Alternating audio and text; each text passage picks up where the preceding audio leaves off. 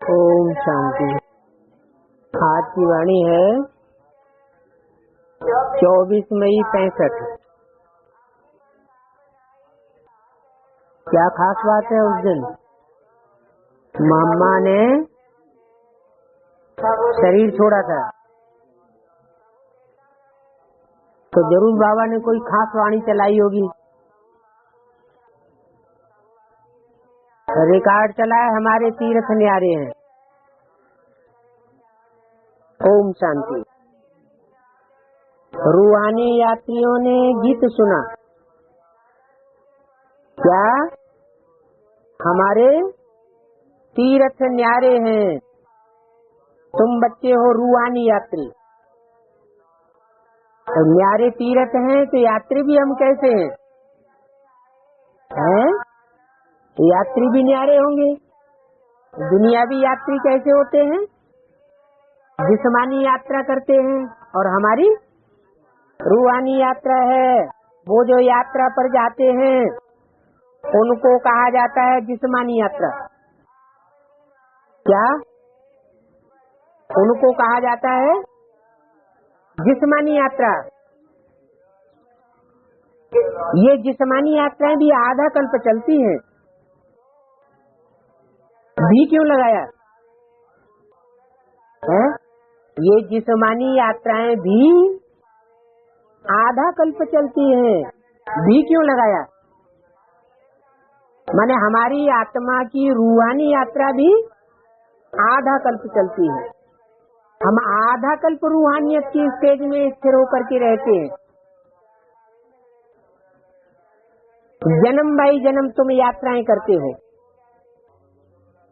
क्या ऐसा कोई जन्म नहीं है जिसमें हम यात्राएं न करते हो? चाहे रूहानी यात्रा करते हो, चाहे जिस्मानी यात्रा करते हो। वो जिस्मानी यात्राएं करके फिर वापस घर लौट करके आ जाते हैं, और हम अभी एक ही बार रूहानी यात्रा पर निकले हैं। क्या ऐसी रूहानी यात्रा पर निकले हैं कि हमारी रूह वापस जाकर के फिर इस दुनिया में वापस नहीं आवेगी। जैसे गीता में बोला है, यद्गत्वा न निवर्तन्ते तद्धामा परमम मम। तुम मेरे बच्चे हो, मैं अपने ब्रह्मलोक में ले जाता हूँ तुम सबको। ऐसे लोक में ले जाता हूँ जहाँ से इस दुख की दुनिया में तुम वापस नहीं आते। तो तुम्हारी है यह रूहानी यात्रा। वो होते हैं जिस्मानी पंडे और तुम हो रूहानी पंडे। वो जिस्म को यात्रा कराने के लिए ले जाते हैं। कहाँ ले जाते हैं? तीर्थों पे ले जाते हैं। कौन से तीर्थों पे ले जाते हैं? जड़ चित्रों वाले तीर्थों पर ले जाते हैं, पहाड़ों पर ले जाते हैं। सिर्फ दुनिया वालों की बात है क्या है? ब्राह्मणों की दुनिया में ऐसे जिस्मानी पंडे नहीं है क्या? ब्राह्मणों की दुनिया में भी ऐसे जिस्मानी पंडे हैं जो ले जाकर मूर्ति के सामने पहाड़ों पर रख देते हैं। जिस्मानी यात्रा कराते हैं, जिस्म को खींच कर ले जाते हैं। उनका लक्ष्य होता है हमें जिस्म की यात्रा करानी है, और जिस्म की यात्रा के लिए चाहिए उन्हें पैसे। और रूहानी यात्री और रूहानी पंडे उनकी आत्मा को खींचेंगे, उनकी रूह को खींचेंगे, ऐसा ज्ञान सुनाएंगे जो रूह आकर्षित होती चली जाए। जब रूह आकर्षित हो जाएगी तो जिस्म तो अपने आप पीछे पीछे जाएगा। उसके लिए पैसों वैसों की दरकार नहीं है। क्या मिसाल दिया है मुरली में? सन्यासी होते हैं, तीर्थों पर जाते हैं, उनके पास पैसे नहीं होते हैं तो बिना पैसों के ही गाड़ी पे चढ़ जाते हैं, ट्रेन पे। एक जगह टीटी उतार देता है, फिर दूसरी गाड़ी से चढ़ जाते हैं। तो जिसके दिल में बस गया उसे पैसे की रोक नहीं हो सकती। तो बोला तुम हो रूहानी पंडित। तुम पंडों का उस्ताद कौन है? निराकार परम पिता परमात्मा। कौन उस्ताद है? परम पिता है। उससे बड़ा पिता कोई नहीं है। वो बापों का बाप है, धर्म पिताओं का भी बाप है और परमात्मा भी है। माना जो परम पार्ट बजाने वाली आत्मा, हीरो पार्टधारी आत्मा है, उसके द्वारा निराकारी स्टेज का पार्ट बजाता है। उनको कहा जाता है पांडव सेना का अधिपति। किनको? उनको, इनको नहीं। किनको नहीं? इस ब्रह्मा को नहीं कहा जाता। किसको कहा जाता है? उनको। किनको? जो भविष्य में पार्ट बजाने वाला आदिपति है, पांडव सेना का आदिपति। क्या? आदिपति। आदि से ही वो रक्षा कर रहा है पांडवों की। तुम जानते हो हम आत्मा है, देह अभिमान गया। जब आत्मा है तो देह भान गया। अब देही अभिमानी भय। बाप ने आकर देही अभिमानी बनाया है। क्या? बाप ने आकर देही अभिमानी बनाया है आत्माओं को वापस ले जाने के लिए। किस लिए बनाया है आत्माभिमानी? आत्माओं को वापस ले जाने के लिए लक्ष्य बता दिया। आत्मा अभिमानी बनाना बेकार है। अगर बाप इस सृष्टि पर आकर हम आत्माओं को वापस न ले जाए, उसका लक्ष्य है कि बच्चों को देह अभिमानी से आत्माभिमानी बनाकर मैं वापस निराकारी लोक में ले जाऊंगा। तो तुम अब रूहानी यात्रा पर हो। इनमें कर्मेंद्रियों की बात नहीं है। क्या? इस यात्रा में कर्मेंद्रियों की बात नहीं है। यात्रा पर हमेशा पवित्र रहते हैं। भक्ति मार्ग में भी जो होते हैं, यात्रा पर जाते हैं तो पवित्र रहने की कोशिश करते हैं, फिर लौट कर आते हैं तो विकारी बन जाते हैं। हमारी यात्रा कैसी है? हम एक बार वापस परम धाम जाएंगे, फिर इस दुनिया में वापस आएंगे तो 2500 वर्ष तक हम विकारी बनने वाले नहीं हैं। यात्रा पर जाना भी गृहस्थियों को है। सन्यासियों को वास्तव में यात्रा नहीं करनी है। क्या? जब यात्रा करनी ही नहीं है तो दूसरों को करानी भी नहीं है। सन्यासियों को यात्रा कराने का हक नहीं है। क्यों हक नहीं है? हैं? क्यों हक नहीं है? क्योंकि वो तो खुद ही घर घाट छोड़ चुके। ये तो अभी इन बातों में घुस पड़े हैं। निवृत्ति मार्ग वास्तव में गृहस्थियों का न्यारा है। क्या? गृहस्थियों का जो निवृत्ति मार्ग है वो सन्यासियों के निवृत्ति मार्ग से न्यारा है। कैसे न्यारा है? वो तो घर घाट बीवी बाल बच्चों को छोड़ जाते हैं और गृहस्थियों के लिए जो बात आकर राजयोग सिखाते हैं उसमें घर घाट को, मित्र संबंधियों को, बीवी बाल बच्चों को छोड़ने की दरकार नहीं है। क्या दरकार है? बुद्धि योग उनके साथ जो लगा हुआ है उसको डिटेक्ट करना है। स्कूल में छोड़ने की बात नहीं है। तो न्यारा मार्ग है। यात्रा पर ले जाने वाले हमेशा ब्राह्मण होते हैं। सन्यासियों को यात्रा पर ले जाना निषेध है। कौन ले जाए यात्रा पर?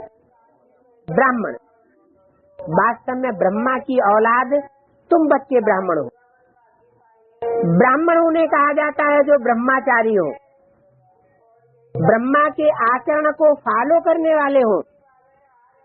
ब्रह्मा अपने जीवन में पवित्र है तो तुम बच्चे भी पवित्र जीवन धारण करने वाले हो, पवित्र आचरण करने वाले हो, तो ब्राह्मण हो, तुमको हक है यात्रा कराने का। सन्यासी कहते हैं हम घर बार धन माल सब त्याग करते हैं, परंतु उनका त्याग है थोड़ा समय के लिए। जबकि सतो प्रधान बुद्धि है तो उन्होंने त्याग किया, और जब तमो प्रधान बुद्धि बनते हैं तो गृहस्थियों से धन लेकर बड़े बड़े महल माड़ियां अटारियां बनाकर बैठ जाते हैं। बाहर की दुनिया के सन्यासी सिर्फ नहीं, ब्राह्मणों की दुनिया के भी सन्यासी जो ब्रह्मा की औलाद बने थे, फिर बाद में जब तमो प्रधान बनते हैं तो पब्लिक की धन संपत्ति इकट्ठा करके महल माड़ियां अंडरग्राउंड कंक्रीट के मकान बनाकर बैठ जाते हैं। और जो परमात्मा बाप के सच्चे बच्चे हैं उनको कहते हैं कि तुम यहाँ नहीं आ सकते। क्या? पांडवों को देश निकाला मिल जाता है, तो सतो प्रधान बुद्धि होते हैं तो उनके अंदर संन्यास होता है, संपूर्ण न्यास की बुद्धि होती है। और जब तमो प्रधान बनते हैं तो सब कुछ बटोर करके अपनी मुट्ठी में करके बैठ जाते हैं। तमो प्रधान बनते हैं तो पैसे आदि के लिए घुस पड़ते हैं। कहाँ घुस पड़ते हैं? शहरों में। पहले जंगल में पहाड़ों पर रहते थे, फिर जब तमो प्रधान बनते हैं तो बड़े बड़े शहरों में महल मारियां अटारियां बना के बैठ जाते हैं। भले मुरली में बोला है ब्रह्मा के द्वारा, क्या बोला है कि तुम बच्चों को मकान महल मारियां जायदाद जमीन नहीं बनानी है। क्या? तुम बच्चों को प्रॉपर्टी नहीं बनानी है। लेकिन फिर भी वो सन्यासी उन बातों को उठा के दरकिनार कर देते। और जैसे दुनियावी गृहस्थी चलते हैं वैसे ही अपने जीवन में चल पड़ते हैं। नहीं तो ये ला नहीं है गृहस्थियों का, वो गुरु बन करके बैठे, वो खुद ही गृहस्थ व्यवहार को छोड़े बैठे, तो गृहस्थियों का गुरु कैसे बनेंगे? गृहस्थियों का गुरु तो वो ही हो सकता है जो खुद गृहस्थी हो। इसलिए परमात्मा बाप गृहस्थ में आकर के राजयोग सिखाते हैं। तो अनेक प्रकार की जिस्मानी यात्राएं हैं, चारों तरफ चक्कर लगाते रहते हैं।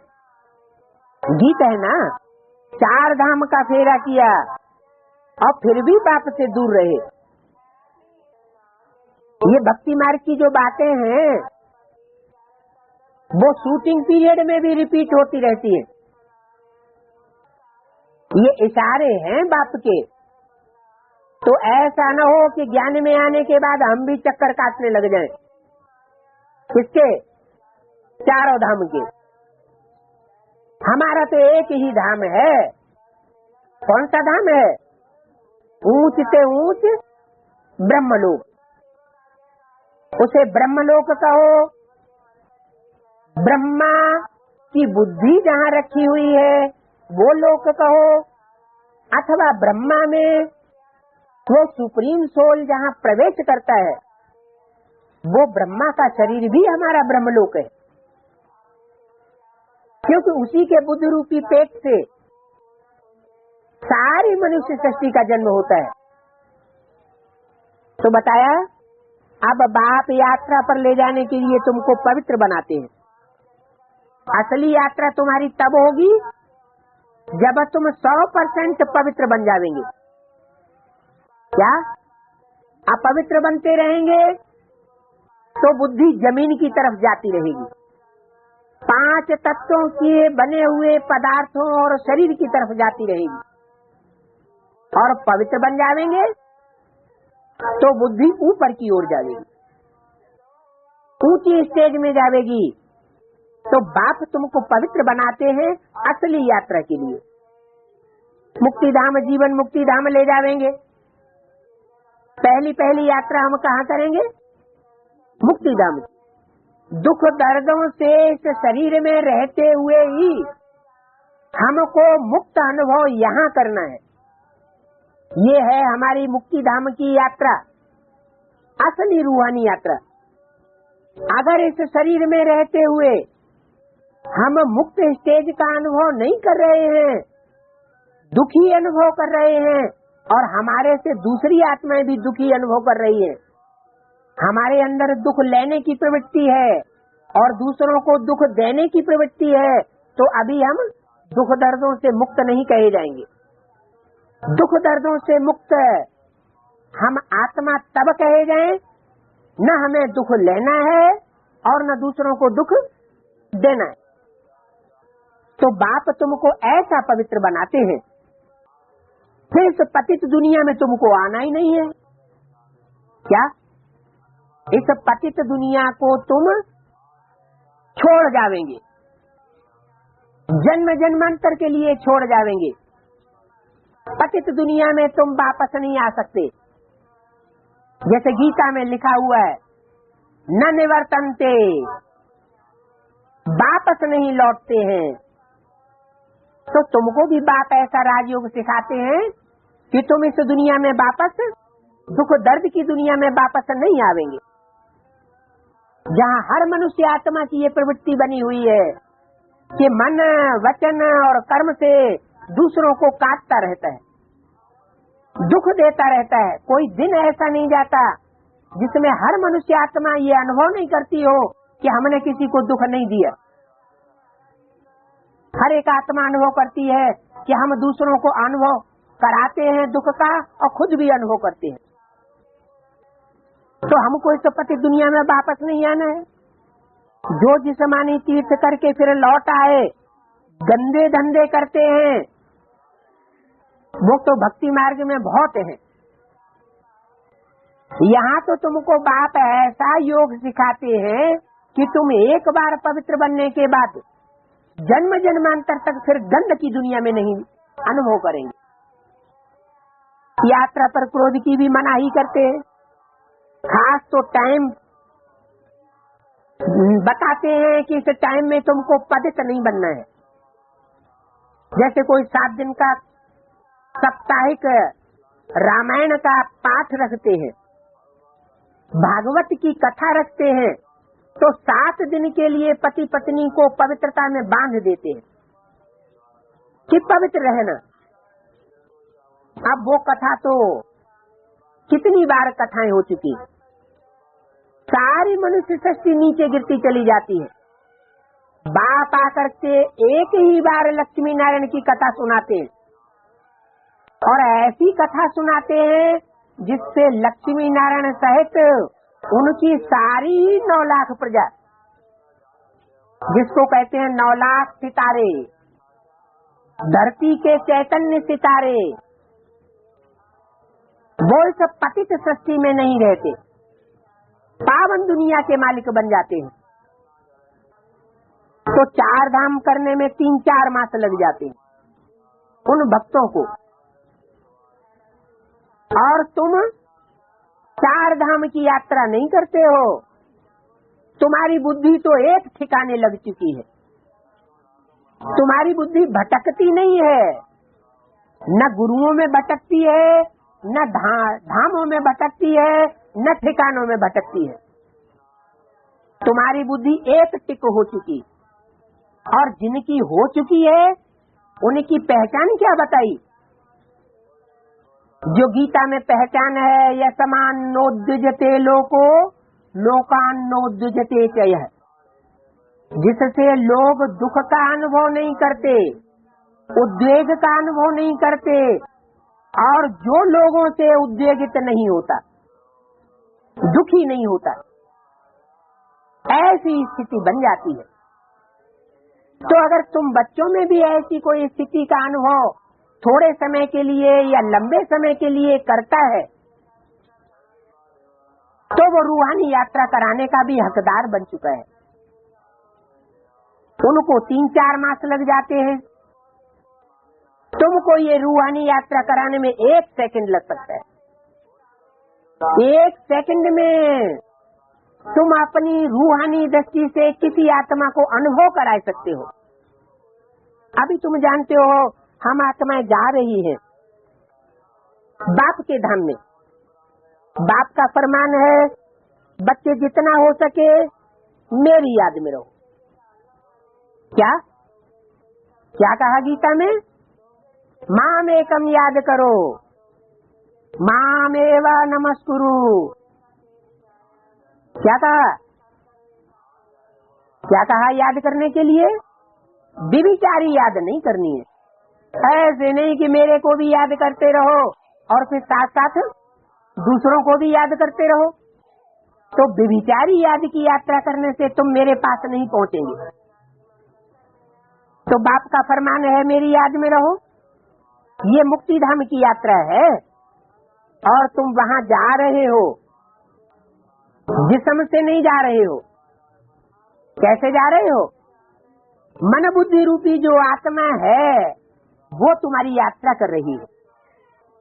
वहां के रहवासी हो तो जो जहाँ का रहवासी होता है वहाँ बुद्धि योग लगाना सहज होता है। जो जहाँ से आया है वहीं वापस जाएगा।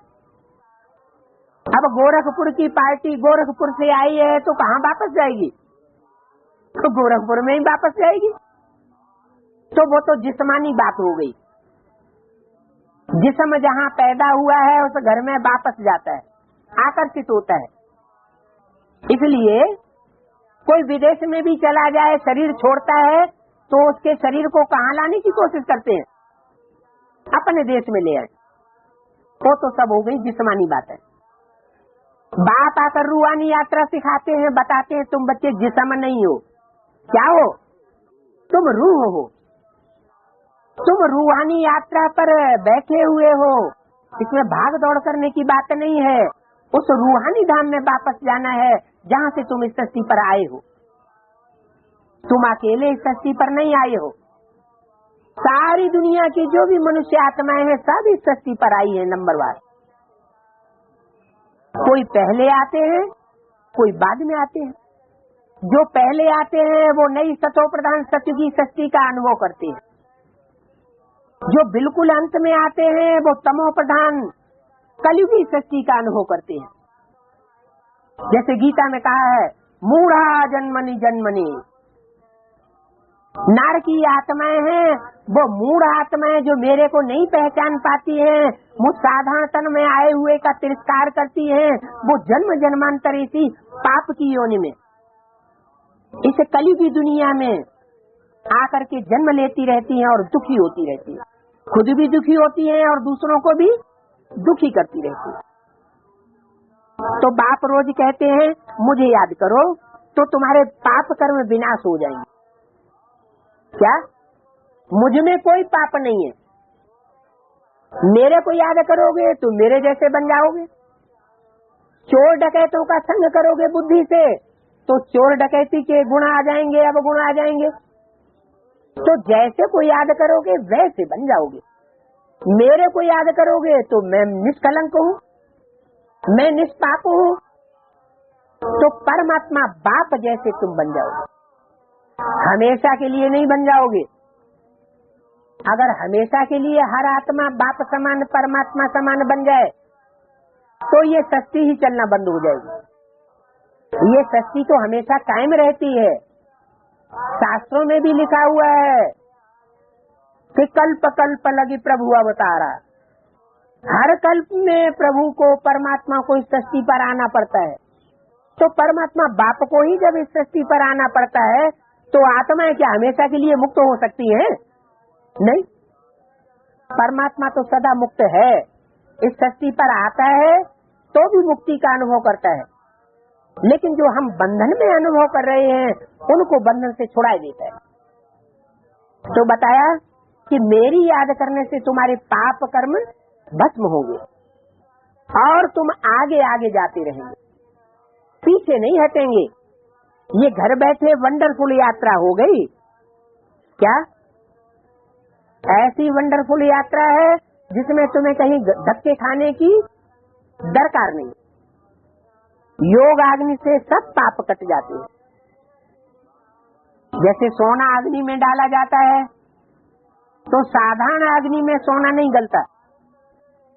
जब तीव्र अग्नि होती है तो सोना शुद्ध हो जाता है। ऐसे ही ये आत्मा की तीव्र याद होगी। लगन की अगन में जब तीव्रता से बैठेंगे एक परमात्मा बाप के सिवाय और कुछ भी याद नहीं आएगा, ऐसी अभिविचारी याद हो जाएगी तो तुम्हारे पाप कर्म भस्म होते रहे, तीव्रता से भस्म होंगे। पाप करते रहते हैं। कहते हैं आधा कल्प तुमने जिस्मानी यात्राएं की। क्या?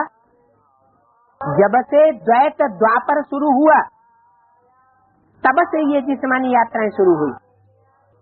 पहले नारायण के राज्य में, सतयुग में, राम के राज्य में, त्रेता में ये जिस्मानी यात्राएं नहीं करते थे। तुम रूहानी स्टेज में सदैव थे ही थे, तो जिस्मानी यात्राएं करने की दरकार नहीं थी। आधा कल्प तुमने जिस्मानी यात्राएं की है। पहले अभिविचारी यात्रा थी। क्या? द्वापर युग में भी जब से द्वैत शुरू हुआ तब से पहले अभिविचारी यात्रा थी। शास्त्रों में भी बहुत कुछ सच्चाई थी। बाद में इंटरप्रिटेशन करने वालों ने भांति भांति के एक एक ग्रंथ के अर्थ कर दिए, द्वैत पैदा कर दिया। तो द्वैत पैदा करने से ये विविचारी यात्राएं शुरू हो गई। बुद्धि एक जगह नहीं टिकने दी, अभी विविचारी यात्राएं हैं। पूजा भी पहले एक शिव की करते हो। सोमनाथ मंदिर यादगार है जिसे मोहम्मद गजनी ने लूटा था। ये तो 1000 वर्ष पहले की बात है। लेकिन जब सोमनाथ मंदिर बना था उस समय और दूसरे देवताओं की मूर्तियों की पूजा की हिस्ट्री नहीं मिलती है, सिर्फ शिव की पूजा होती थी। जो देश विदेश में खुदाइयां हुई हैं, उन खुदाइयों से भी ये बात साबित होती है कि शिवलिंग की पूजा बहुत पुरानी है। 4 मुखों वाले लिंग मोहनजोदड़ो हड़प्पा की खुदाई में भी मिले हैं, ग्रीस और मेसोपोटामिया की खुदाई में भी मिले हैं। ये सबसे प्राचीन उपासना थी। बाद में जब द्वैत पैदा हुआ तो 2-2, 4-4, 8-8, 33 करोड़ देवताओं की पूजा करने लग पड़े। उनमें बुद्धि को रमाने लग पड़े। तो बुद्धि विविचारी बनेगी कि अविविचारी बनेगी? विविचारी बनती रहेगी। तो अभी विविचारी यात्राएं हैं। ब्रह्मा विष्णु शंकर की पहले पहले उपासना शुरू होती है मूर्ति बनाकर, क्योंकि 33 करोड़ देवताओं में सबसे मुख्य देवताएं कौन से हैं? त्रिदेव, ब्रह्मा विष्णु शंकर। फिर लक्ष्मी नारायण की उपासना होती है। अभी तो देखो कुत्ते, बिल्ले, पत्थर, भित्तर सबको पूजते रहते हैं, सबकी पूजा करते रहते हैं, मिलता कुछ भी नहीं। कण कण में परमपिता परमात्मा कह देते हैं कि परमपिता परमात्मा कण कण में व्यापक है। बाप समझाते हैं बच्चे ये सब है गुड़ियों की पूजा। जैसे गुड़ियों की पूजा से बच्चों को कुछ प्राप्ति नहीं होती है, अल्पकाल का सुख मिल जाता है, मन का संतोष मिल जाता है, सदा काल की प्राप्ति नहीं होती है। शिव बाबा के और देवताओं के ऑक्यूपेशन को तो कोई जानते ही नहीं कि शिव बाबा ने आकर के नर मनुष्य को नारायण जैसा देवता कैसे बनाया था और कितनों को बनाया था, और वो देवताएं कहाँ चले गए, वो देवताओं की दुनिया कहाँ चली गई। इस भारत को ही देवभूमि कहा जाता है। उस देवभूमि में एक दूसरे को जसने वाले, दुख देने वाले राक्षस कहाँ से बन करके बैठे हुए, वो देवताएं कहाँ लुप्त हो गए। अब बात समझाते हैं, तुम ही रामकृष्ण की दुनिया में देवताएं थे, सतयुग त्रेता में तुम ही देवताएं थे, अब तुम ही राक्षसों में सल कर्म करने वाले बन चुके। राक्षस कोई अलग से नहीं होते हैं कि कोई के दांत बड़े होंगे, कि कोई की आंखें बड़ी होंगी, कोई का सर बड़ा होगा, ऐसे नहीं। मनुष्य ही सुधरता है तो देवता बन जाता है, नर से नारायण बन जाता है, और मनुष्य ही जब बिगड़ता है तो राक्षस बन जाता है। दुख देने वाले को राक्षस कहा जाता है, दूसरों को सुख देने वाले को देवता कहा जाता है। देवता नाम ही क्यों पड़ा? देवता लेवता नहीं। कोई से लेने की अगर कोई इच्छा करता है तो इच्छा मात्र अविद्या की स्टेज पर नहीं टिका हुआ है, और जो इच्छा मात्र अविद्या की स्टेज पर नहीं टिका हुआ है वो देवता का बनने की स्टेज नहीं प्राप्त कर सकता। इसलिए गीता का अंतिम श्लोक क्या लक्ष्य देता है मनुष्य का? इच्छा मात्रम अविद्या। तो कोई भी शिव बाबा के और देवताओं के ऑक्यूपेशन को जानते नहीं है। शिव बाबा के ऑक्यूपेशन को ना जानता हो तो वो जैसे पत्थर बुद्धि हो गया। फिर भी कुछ ना कुछ मनोकामना पूरी होती रहती है, क्योंकि भगवान के नाम पर आचरण करते रहते हैं। अल्पकाल के लिए भक्ति करने वालों को फल मिल जाता है। सतयुग में ये जिस्मानी यात्राएं नहीं होती हैं, वहाँ मंदिर आदि कहाँ से आए? यहाँ तो देखो ढेर मंदिर है। ये रूहानी यात्रा एक ही बार बाप आकर के कराते हैं, जहाँ से फिर तुमको इस मृत्यु लोक में आना ही नहीं है। क्या इस कलयुगी दुखदाई दुनिया में तुम वापस नहीं लौटेंगे।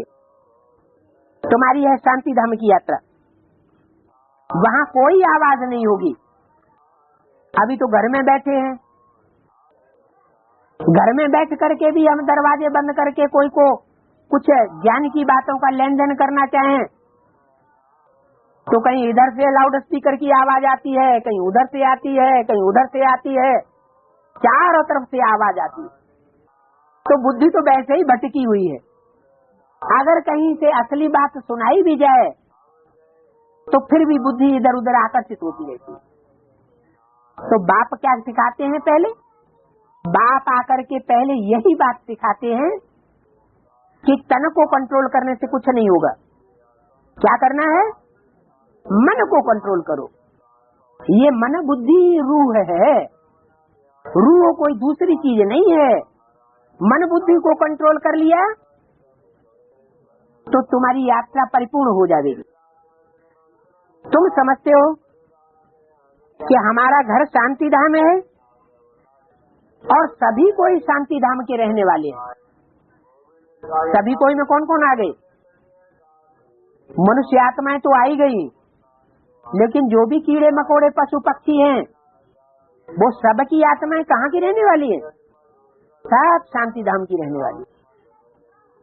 अरे वैज्ञानिक तो कहते हैं इन पेड़ पौधों में भी आत्मा है।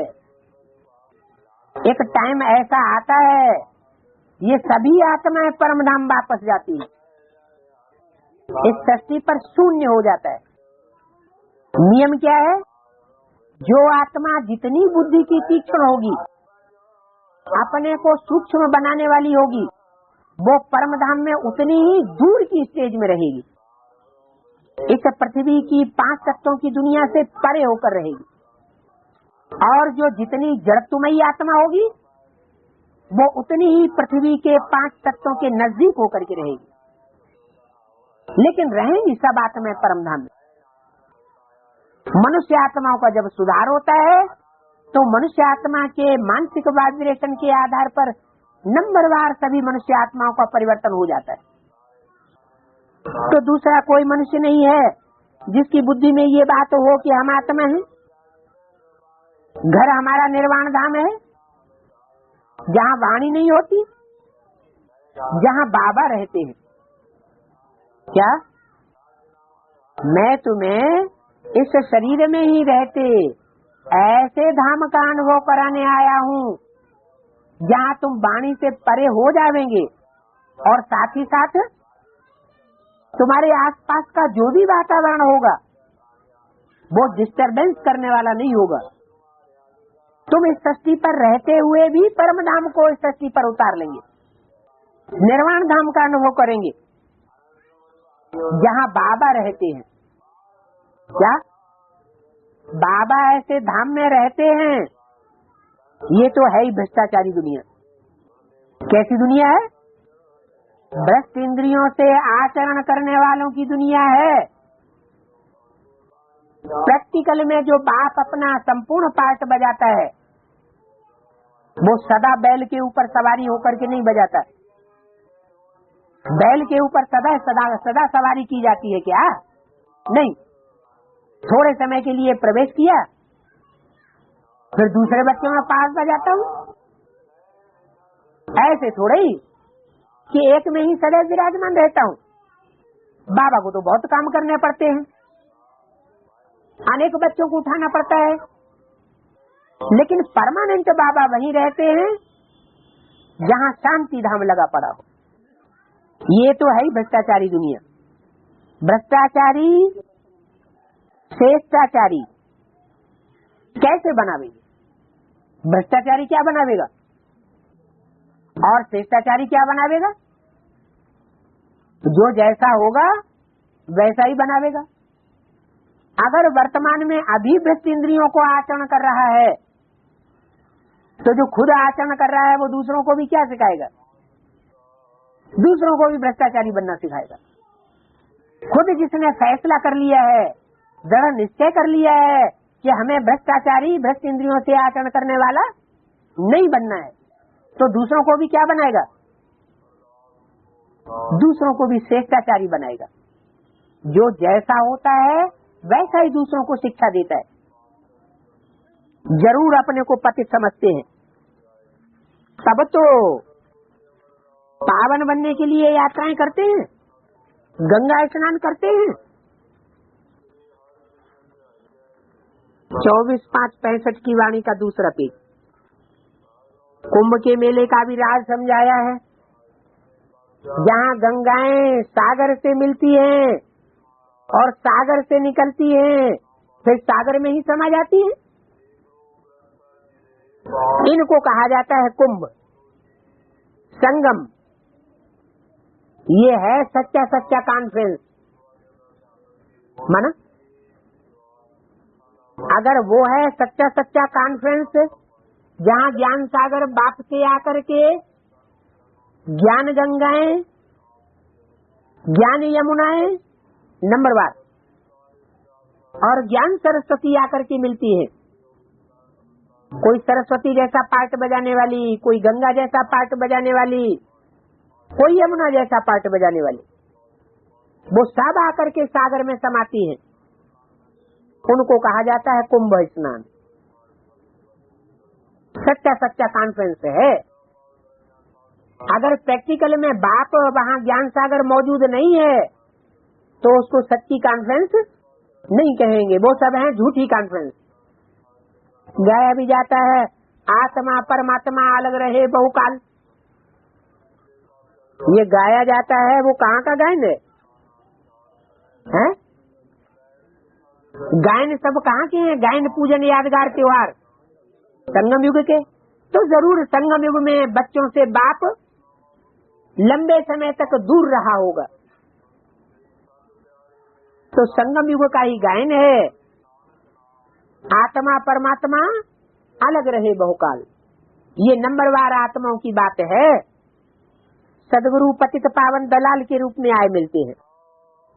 क्या पतित पावन बाप सुप्रीम सोल भी सृष्टि पर जब आता है तो डायरेक्ट किसी को नहीं मिलता। क्या सिवाय एक के और किसी को डायरेक्ट नहीं मिलता। एक कौन? सदगुरु। सदगुरु साकार होगा या निराकार होगा? सदगुरु सदैव निराकार ज्योति बिंदु नहीं हो सकता।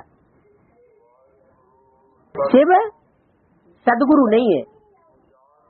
शिव जब साकार में प्रवेश करता है तब वो सदगुरु बनता है। उस सदगुरु के मुकाबले सदगुरु एक ओंकार निरंकार, तो बाकी गुरु कैसे हो गए? झूठे गुरु हो गए। तो वो एक सदगुरु के द्वारा इस संसार में प्रत्यक्ष होता है। वो सदगुरु दलाल के रूप में मिलता है। उनको अपना शरीर तो है नहीं। किनको? उस शिव को अपना शरीर तो है नहीं। इस दलाल द्वारा तुम आत्माओं की अपने साथ सगाई कराते।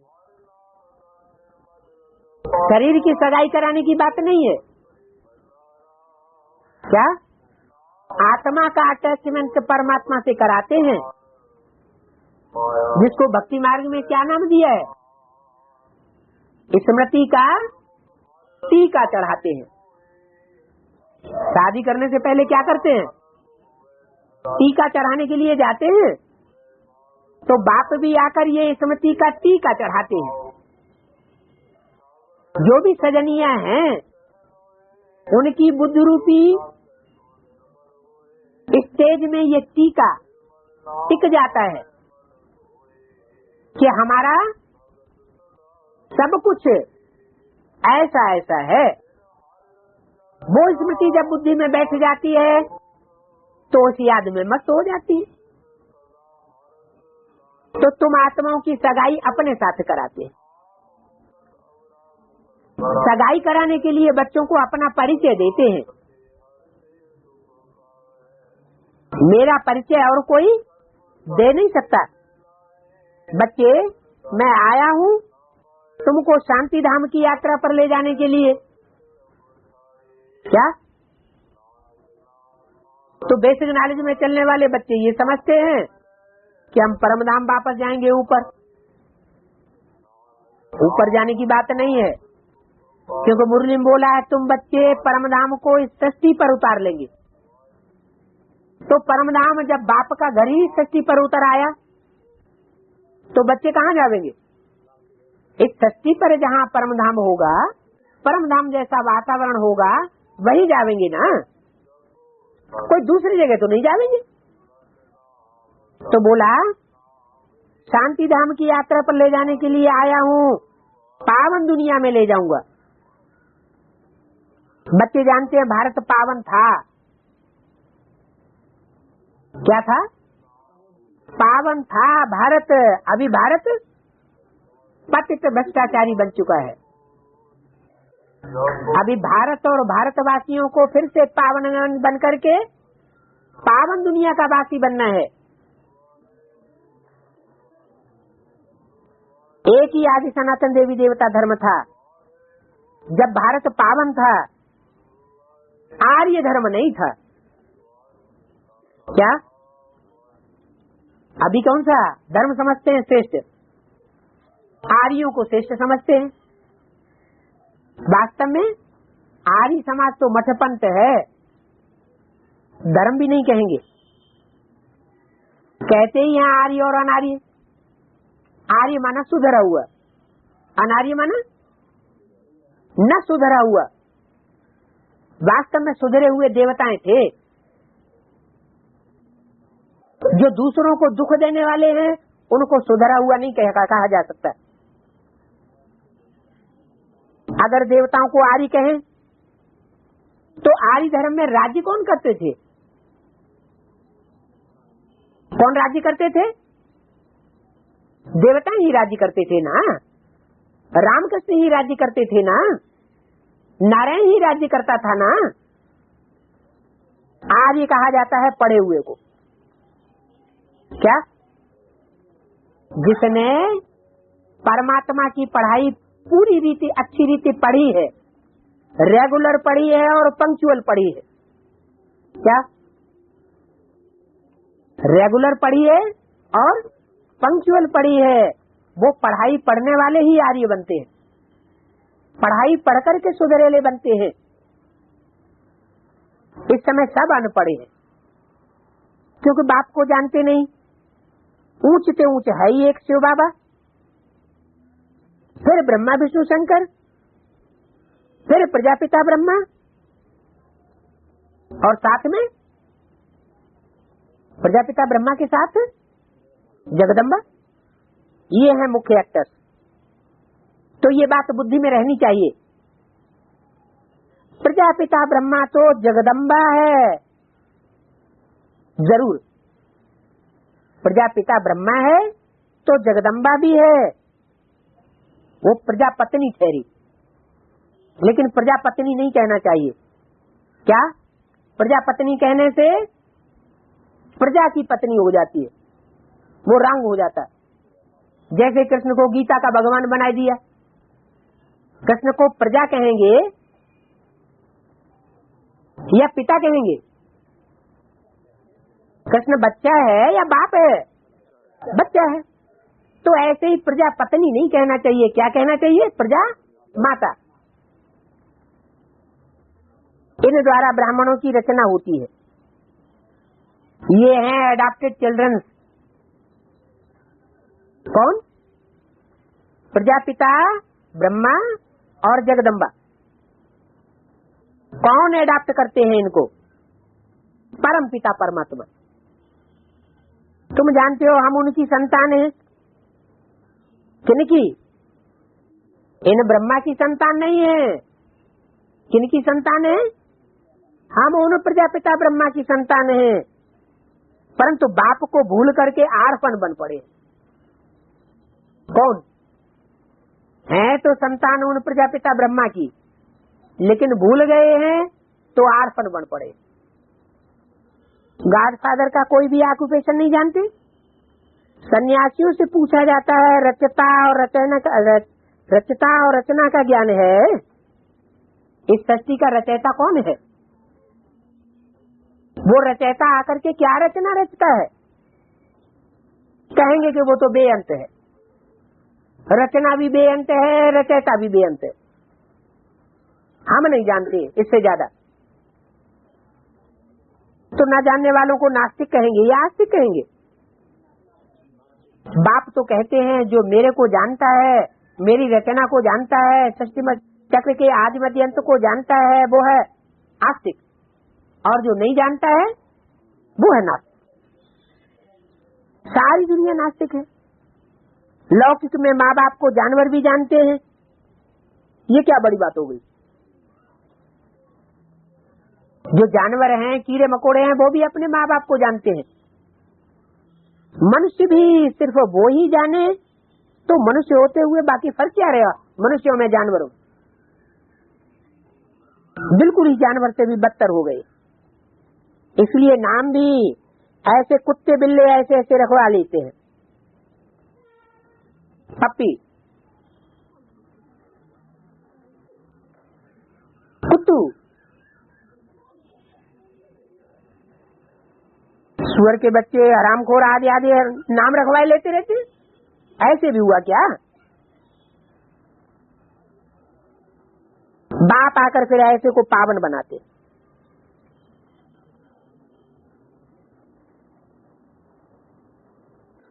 कोई सुअर के बच्चे नाम रखवाता नहीं है, हरामखोर नाम अपने बच्चे का रखवाता नहीं है, लेकिन जब गुस्से में आता है तो क्या कहता है? अपने बच्चों को क्या कह के बुलाता है? क्या कहता है? सुअर के बच्चे, हरामखोर। तो बाप आकर ऐसे ऐसों को फिर पावन बनाते। क्या? क्योंकि हरामखोर का बच्चा ही तो हरामखोर होगा। बाप अगर अपने बच्चे को हरामखोर बुलावे, सुअर का बच्चा बुलावे, तो बाप कौन हुआ? वो भी सुअर। लेकिन गुस्से में आकर सब भूल जाते हैं। बाप आकर ऐसों को पावन बनाते हैं। भ्रष्टाचारी का अर्थ भी समझाए, अर्थात मूत पलीती देवताओं को नहीं कह सकते। देवताएं कभी मूत पलीती नहीं हो सकते। मूत पलीती मनुष्य से कन्वर्ट करके बाप आकर पावन देवता बनाते हैं। माना मनुष्य मूत पलीती हो सकता है, लेकिन देवताएं मूत पलीती नहीं हो सकते। बाप भी तुम बच्चों को पवित्रता की शिक्षा दे पावन बनाते हैं। क्या? बाप तुम बच्चों को पवित्रता की शिक्षा देकर पावन बनाते हैं। अगर पवित्रता की पूरी परिभाषा बुद्धि में नहीं बैठी है तो पावन होना नहीं हो सकता। इसलिए जहां कहीं भी प्योरिटी के बारे में मनन चिंतन मंथन करने की बात आए तो एक एक पॉइंट को अच्छी तरह से फैसला कर लेना चाहिए कि ये राइट है या रंग है। अगर खुद फैसला नहीं कर सकते तो वेरीफाई कराना चाहिए। बड़ों से वेरीफाई कराना चाहिए, बाप से वेरीफाई कराना चाहिए कि हमें ये इस तरीके से रास्ता बताते हैं, ये बात बताई जा रही है, तो ये राइट है, ये रंग है। ऐसे तो नहीं व्यभिचार की ओर ले जा रहे हैं। शिवालय की जगह वैश्यालय की दुनिया स्थापन करने की बात बता रहे हैं। तो अब जहां जाना है उसको याद करना है। माया घड़ी घड़ी बुलावेगी, क्योंकि ये युद्ध का मैदान है ना। तुम बाप के बनते हो, माया फिर अपना बनाए देती है। और माया के साथ कौन लगा हुआ है? माया के साथ रावण लगा हुआ है। रावण और माया दोनों की जोड़ी है। प्रभु और माया का नाटक है। एक तरफ है प्रभु और दूसरी तरफ है माया रावण। बाप का बन करके फिर आश्चर्यवत भागंती हो जावे। क्या कहा है? ऐसे बहुत हैं तो बाप के बन जाते हैं। ऐसे नहीं सिर्फ भक्ति करने से बन जाते हैं।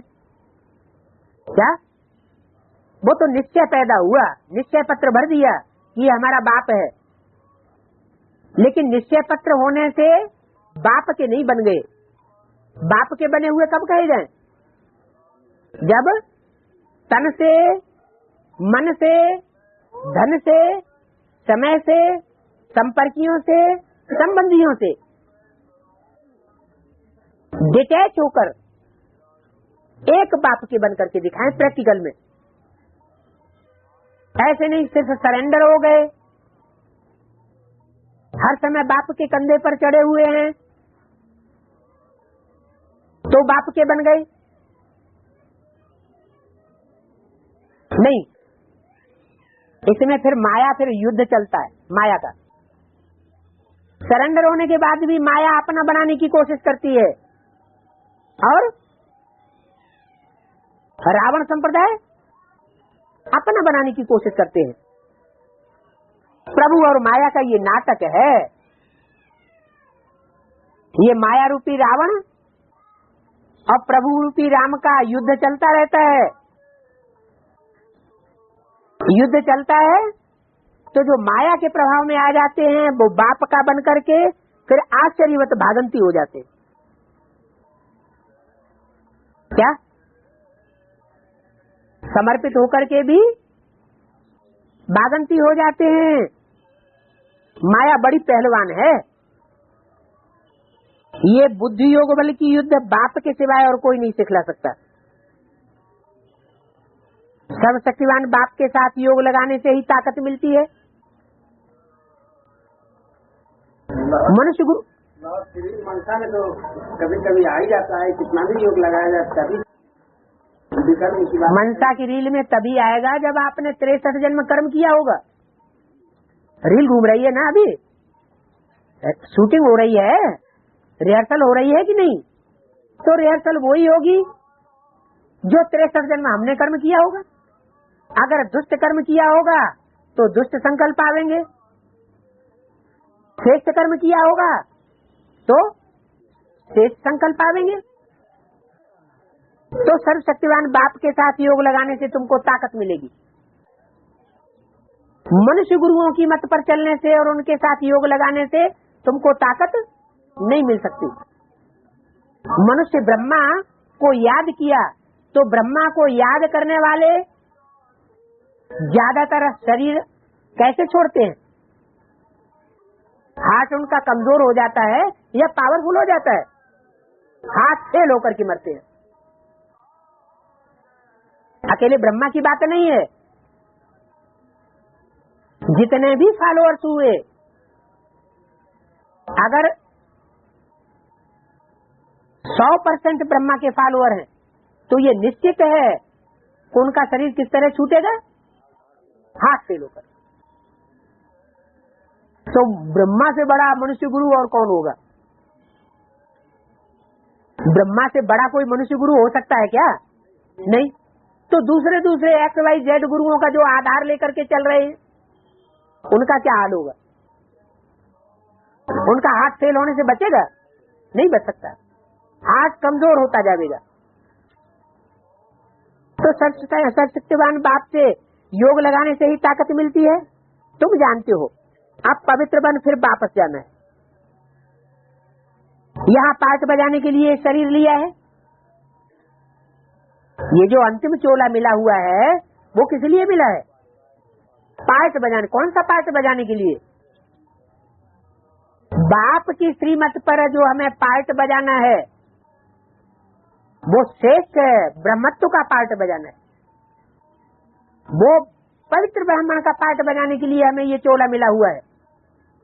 अगर इस चोले को हमने उस कार्य में नहीं लगाया और हम रावण की मत पर अपवित्र बनते रहे तो ये चोला धारण करने का कोई महत्व रहा? कोई महत्व नहीं रहा। हमने 84 जन्म अभी पूरे किए। ये है पिछाड़ी का छोटा सा महान कल्याणकारी युग। छोटा सा युग है। क्यों? 100 साल का संगम युग है, ये छोटा सा है? 100 साल की तो आदमी की उम्र भी नहीं होती है। तो 100 साल का छोटा सा टोटल। लेकिन इसमें हम बाप को पहचान करके कितना समय पार्ट बजाते हैं? बाप को पहचान करके, मान करके, बाप के बन करके बहुत थोड़ा समय पार्ट बजाते हैं। तो कल्याणकारी छोटा सा महान युग है। तुम सब ज्ञान गंगाएं और ज्ञान यमुनाएं हो, जो ज्ञान सागर बाप से निकली हो। तो बाप कहते हैं बाप को याद करते रहो तो तुम्हारी आयु भी बढ़ेगी। क्या? बाप को याद करेंगे तो क्या फायदा होगा? पाप कर्म तो भस्म होंगे ही, साथ में तुम्हारी ये उम्र भी बढ़ जाएगी। इतनी उम्र बढ़ जाएगी। योगियों की उम्र कितनी होनी चाहिए? देवताओं से कम होनी चाहिए? ज्यादा होनी चाहिए। क्या? सबसे बड़ा योगी शंकर को कहा जाता है। तो शंकर के लिए शास्त्रों में क्या प्रसिद्ध है? उम्र के बारे में क्या प्रसिद्ध है? अमर है, मरता ही नहीं। माने उसको किसी ऐसा नहीं कि वो शरीर नहीं छोड़ता। शंकर का पार्टधारी है ऐसा तो नहीं वो शरीर नहीं छोड़ता। शरीर तो छोड़ता है, लेकिन इन आंखों से किसी ने उसको शरीर छोड़ते हुए देखा नहीं। उसने सबको देखा लेकिन उसको कोई ने नहीं देखा, इसलिए कहते हैं वो अमर है। तो तुम्हारी आयु भी बढ़ेगी और भविष्य 21 जन्मों के लिए तुम अमर बने रहेंगे। क्या कहा? इस जन्म में ही अमर नहीं बनेंगे, भविष्य 21 जन्मों के लिए भी तुम अमर बने रहेंगे। अमर बनने का मतलब है तुम्हारी इच्छा से तुम्हारा शरीर छूटेगा। क्या? इच्छा मृत्यु होगी, तुम्हारी अनिच्छा हो उस समय तुम्हारा शरीर नहीं छूट सकता। अकाले कब मृत्यु नहीं होगी। जैसे इस दुनिया में अकाले मौत हो जाती है, किसी को कुछ पता ही नहीं। अभी अभी बस में आराम से चल रहे हैं, अभी बस से नीचे उतरे, भिड़ंत हो गई, खेल खलास हो गया। जैसे जलगांव रंडोल का भाई का क्या हुआ, किसी को पता था कि इतना न पुराना भाई एडवांस में चलने वाला, वो अभी 1 सेकंड में ये हाल हो जाएगा। कोई ऐसा कर्म बंधन आ गया, शरीर छोड़ दिए। तो तुम्हारी कब अकाले मृत्यु नहीं होगी? कब?